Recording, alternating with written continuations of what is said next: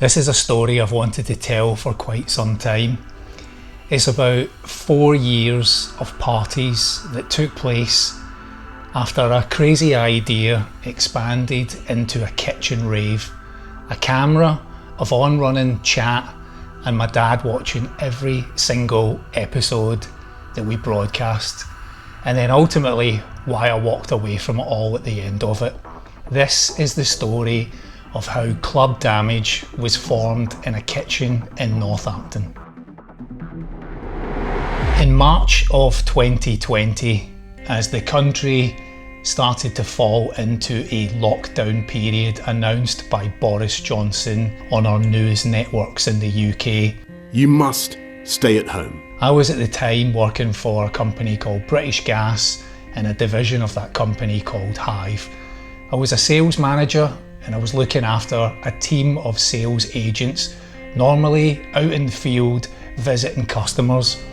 And as the lockdown started to kick in, I found myself in a position where the business wanted to put a number of staff onto furlough. Myself and another colleague, Anthony, were the two that were asked to remain operational in that time. The rest of the team, 8 members of staff, would have to go on a furlough process, meaning that they would be out of the business but would still be contactable by myself and Anthony. In terms of the weekly workload, we would need to pick up all of their tasks, but also still checking in with them weekly to make sure that their mental health was being cared for by the company. And from that, we started to have a weekly call, a weekly check-in. And this is where the very first seeds of what would go on to be Club Damage would be planted in my mind. Every Friday, I would dial into a call with the 8 members of staff to check in on them, make sure they were okay. Most of them were involved in learning new languages, baking bread, all the kind of hobbies that came out of people being on furlough at that time. Anthony and myself, my colleague, we would be doing the usual Monday to Friday workload, making sure that customers were being cared for, any emergency calls were taking place. We were liaising with management in the business, delivering sales targets, all that would be expected from a sales team, but minus the support of the other colleagues to help us do that typical week's business. But on those calls, this is where we started to think about, well, how could we make this a bit exciting? How could we have a bit of fun out of this? I could see on the team's faces as we all sat round Zoom calls, as many businesses across the UK were doing at that point. Office workers sitting at home, week in, week out, with very little to do. And so there was an idea, there was just something that formed inside my head where I thought, why not just do one of these calls fancy dress? Why not just order something from Amazon, get an outfit and show up on a call unannounced and have a bit of fun with the team? And so I found myself on Amazon browsing for what I thought would be something fun for that week's Friday call, and I stumbled across Luigi's outfit from the Super Mario Brothers. And so I ordered it, and when it arrived on the Thursday, I put it on the Friday morning to try it out ahead of taking the call. And when I did it, I just thought, well, let's see how this goes. And I logged on and I had the call with the team, and it was a bit of a laugh, right? It was just a bit of fun. It was a bit of good humour to kind of lift some people's spirits. I went on to have all of my calls that day dressed as Luigi. So with senior management at Hive, and I can always remember one very famous picture, and that was with the head of marketing at the time. I logged onto the call and I think his facial expressions said it all as I sat there with a penciled on moustache and my green hat trying to look like Luigi. I mean, Hive was a heating business and I was dressed as a plumber, so it felt appropriate. But later that day, as we had another catch-up call with the 8 members of staff, one of the team mentioned to me, "You used to be a DJ." Yes, I did. In a past life, I was involved in dance music for many years, writing albums, putting out singles and travelling all over the world to perform as a DJ and a producer. But that world had been left behind many, many years before. And when she said it to me, I still had all the equipment in the kitchen, I still had my records, I still had my turntables, and a member of staff said, "Why don't we have a bit of a party tonight, play some records?" And I thought, well, that seems like an alright idea, I'm sure we could do that. And that evening, on the 22nd of March, was the first time that I would try and figure out how to broadcast live from my kitchen. So as the staff logged on that night, I had my mobile phone, an iPhone, connected next to my decks, turntables on an IKEA shelf unit in my kitchen, and we started to stream. And the only place I could think to do it at that point was on Facebook. So as I hit the live button, we started to play directly to the viewers on Facebook Live. And I think the show lasted about 30 minutes before Facebook's copyright identification system kicked in and it immediately booted me. I started the stream up again, and within minutes I was removed. And this became the running battle of understanding Facebook, and then subsequently YouTube, had the systems in place that they could identify copyrighted music very, very quickly and kick you off the platform. That evening was short-lived. It was frustrating to say the least, but it sparked an idea in my head about how to try and figure out where I could perform live, whether that would be on YouTube, Facebook, or other platforms. And so it started days worth of research from me, trying to figure out where I could take this music stream, how I could perform without being removed from the platform. And that's where I discovered Twitch. Twitch is a platform owned by Amazon. It's a streaming platform typically for gamers. That's where it's established its audience. But suddenly, in the early part of 2020, it would be taken over by DJs. In the subsequent weeks after that, I started to figure out that my iPhone and broadcasting actually wasn't going to cut it. If I was going to make this a great experience from a picture and a sound perspective, I would need to improve, I would need to research. That's where I discovered a program called OBS, Open Broadcasting Software. This platform was available free of charge for you to download and meant that you could connect a webcam, turntables, audio source, microphone, and overlay images on top of your live stream. And again, this would now start a new world of learning, education for me, going on to the likes of YouTube and figuring out how this platform worked. But very quickly I understood that if I was going to have this live show and this experience and deliver a quality live stream, it would need to improve every single week. It would need to see clear upgrades for the viewer experience. Connecting OBS to Twitch was really simple. Using a stream key from Twitch meant that I could hit go live on OBS, connect my web camera to it and my turntables, giving music directly delivered from my mixer straight in to the computer system, and then broadcast to Twitch itself and then out to tens of people in the beginning, friends and family that would come on and watch. But slowly and surely over the coming months it would build. I had no idea that this stream would go on like this, that it would take months and then ultimately become years, but it became such a passion project for me, streaming every single Friday night from March 2020 and what would ultimately last for 4 years. And how I built an audience on this platform was simple. As fellow DJs, people that I had known through the industry, other professionals were stuck at home, they were also discovering this new world of streaming. So they would come on to Twitch, broadcast live from their homes, from anywhere that they could possibly get a connection from. I would go and listen to their streams, I would go and listen to them play, perform, and in those streams I would chat. And the very small amount of notoriety that I have achieved over many years in dance music meant that people would occasionally recognise my name and they would chat to me, and ultimately I would then mention to them that I had my own stream, and the audience slowly built over the coming months. And so from starting the stream with just a handful of people, within months we were broadcasting to 50, 100, 200, 500, and it's sometimes beyond viewers at one time. It was quite intimidating to be standing in your kitchen at home, talking to yourself, just Yvonne and I normally in that space, with a microphone and addressing an audience that were watching from all over the world.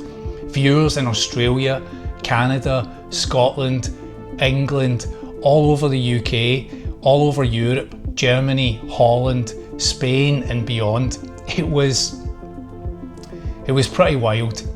And from all of that, we started to build a community, much like I try and do here on YouTube, connecting with people, talking about experiences, sharing fun times.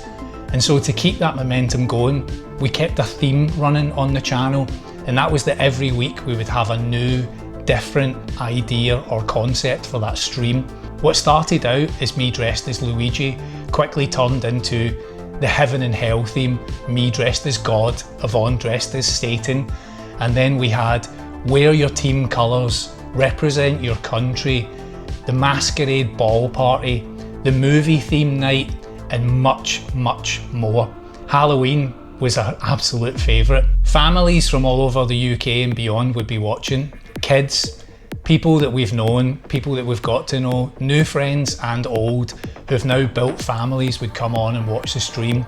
Holly and Hayley from Glasgow, who would be watching with their parents, were particular stars, as well as the Lumsden family with young James and many others that I could mention.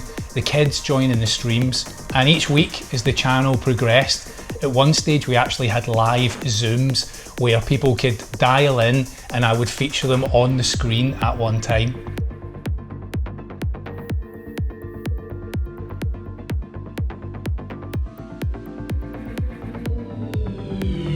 We did a lot of good. We raised money for charity. At one point for young James Lumsden, who had previously gone through cancer treatment in Scotland, we raised over £1,000 for the ward that had treated him. That young man had been able to ring the bell at one point to say that he was cancer free, and in return, raising over £1,000, we donated the money in James's name for him back to that ward just to say thanks. And a mate from Glasgow whose young son had needed medical care also, we raised money for the Make-A-Wish Foundation. Again, over £1,000 donated on behalf of Ewan, just to celebrate all that he had been through. We had a roulette wheel. Now this was a major feature on the channel. Viewers could message in through the chat, pick a number, we would spin the wheel, and if your number got called, you had to drink shots. Now this is one area of the stream that I sometimes look back on and cringe a little bit, and that was the amount of alcohol that we consumed. Each show we would be doing drinks, we would be doing party events, and we'd be having shots with the viewers. We built a Facebook group that meant people could post on the Facebook page itself and celebrate with us, and then we would feature those pictures on the stream itself live.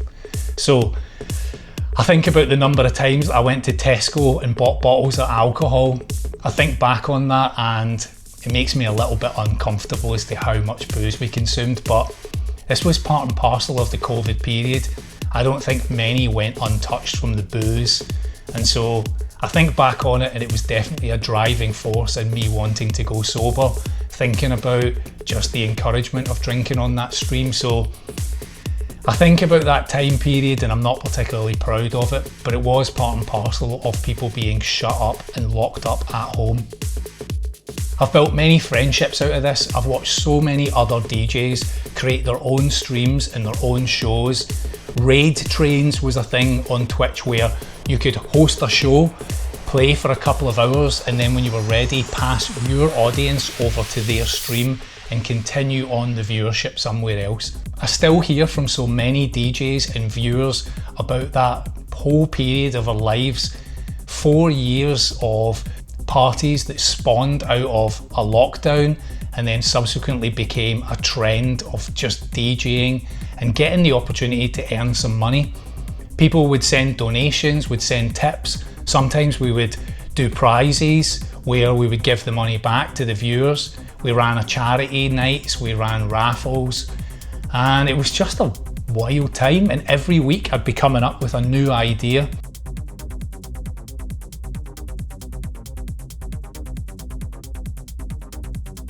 Yvonne would run the chat stream for us. She would be in the kitchen, welcoming new viewers, talking to regulars and just engaging with people, so it became like a couple's goal, a couple's challenge every single week to think about what the next show would be like. From all of that became characters involved in the stream itself, people who were watching and getting involved in the fancy dress nights. One particular person I can think of here would be a very good friend of mine, Christina. She's from Canada, but she was living in the UK, so she was stuck at home in London without any real support mechanism behind her, still working at Hive alongside me, but every single week showing up with the most outlandish outfits you've ever seen. I can remember just so many fantastic costumes, the effort that she was putting in. We had an Ibiza party, we had an inflatables party where people filled their houses with flamingos and inflatable axes and paddling pools, actual paddling pools in their living rooms just to take part in this live stream. It cracks me up just thinking about it now as I just run my memory as to what went on. And then from Yvonne and I, we started to create a merchandise line. We created shot glasses, t-shirts, logos. We posted these all over the world for people that won things from the stream when we would give them away. And it became a hot demand. People wanted to collect them. And I still think about that now. People still ask me, can I get a shot glass? Can I get a beer cup? Can I get all of the things that we gave away.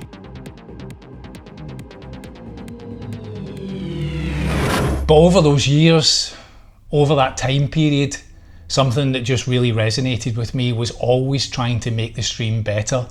And what started out as a set of turntables, a mixer and my iPhone on an IKEA shelf would slowly progress. New cameras, lighting setups, interactive lights behind me that viewers could actually dial in, use viewer points and change the colour of what was going on in the stream. This was just an evolution process that I've always tried to bring to every project I've got in. How can you make it better each week? And so things would flash on the screen, people could win points by doing things, just watching, engaging in the chat, which they could then spend to trigger things on the screen, trigger the lights in my house. Lights would be getting turned on and off in my house by people watching from all over the world. That just gave me such a giggle about everything that we were doing at the time.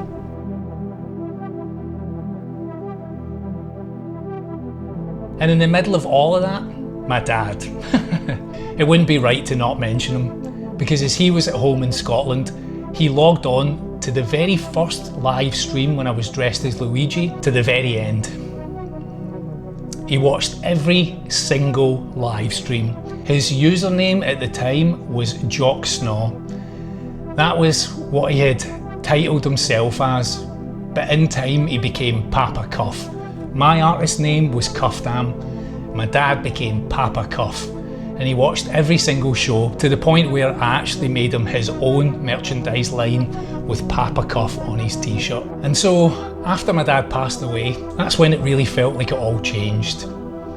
It just didn't quite carry the same feeling for me, and that subsequently brought around the end of the streams. It was tough to walk away from it all, but it felt right. 4 years of putting effort in, having a laugh, having fun, and then it felt like it just ran its course. Club Damage isn't dead, it's just hibernating. And that was Club Damage. As I say, it's hibernating now. To everybody that took part, if you're watching this, go into the comments below. Tell me who you are and where you watched from. Let me know, I'd love to hear from you. Thank you so much for watching this video. Thank you to my most recent donators on Ko-Fi, Lauren Ipsum, Dharma, Lens Hands and LP, who have all kindly sent me just a little something, and I greatly appreciate it. You are the sponsors of this video. And to my channel members who've stuck with this each month, who support the channel by clicking on the join button down below. And to everybody else, post a message, leave me a comment, let me know what you think of all of this. But I'd ask again, if you were involved in Club Damage at any point through those 4 years, tell me down below who you are and where you're from. Thanks for watching. We'll see you in the next one.